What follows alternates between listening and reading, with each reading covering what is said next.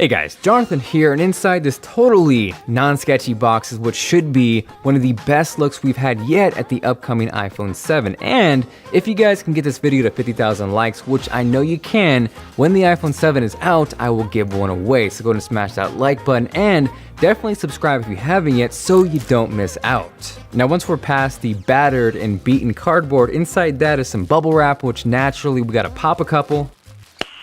Nice. Beyond that, there is yet again one more layer of bubble wrap, this time colored. And this layer is giving me a slightly harder time because we gotta cut through some tape. But once we get through that and say goodbye to the bubble wrap, here is a case, which is not what we're interested in. So I'm gonna go ahead and toss that aside, and this reveals what looks to be surprisingly a really good looking iPhone 7 clone. Taking a closer look, one of the things I was personally most curious about is whether or not the headphone jack was there, and clearly it is not.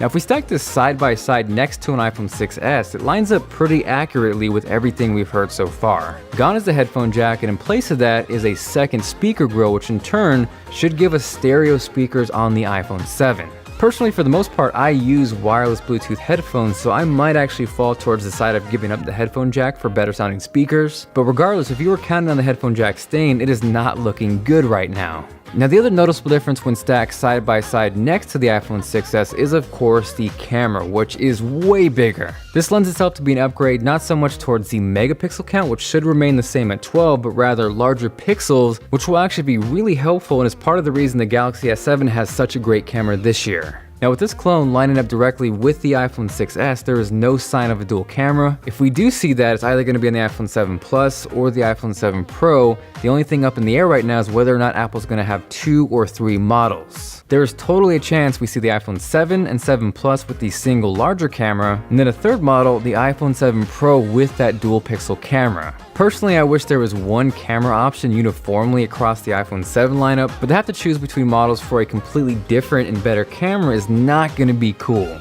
Now, one of the things I was initially negative on and have kind of come full circle is the removal of the antenna bands. Up until this point, we've really only seen renders or low quality pictures which were potentially photoshopped, but now that I have this close up and in my hands, I kind of really like how it looks. And looking at this side by side with the iPhone 6s, I think I definitely prefer the looks of the iPhone 7 clone. Now the downside and the reality check for everyone is that it looks really close to the iPhone 6s. There is not a lot different between the two.